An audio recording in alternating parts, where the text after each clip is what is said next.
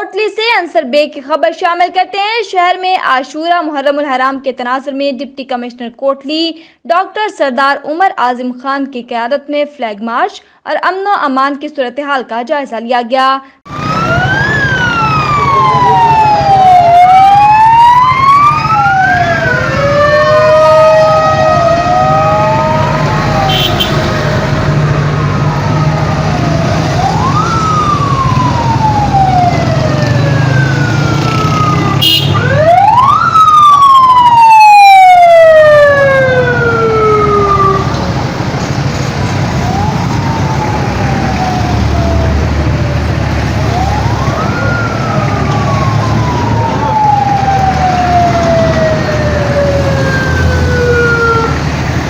Flag march میں A S P Iqbal, D S P Raja Nadeem, Arif, a C Raja Tariq, Mahmood, S H O Chaudhry Muhammad, Shahzad, traffic police کی نفری اور دیگر گاڑیوں نے حصہ لیا۔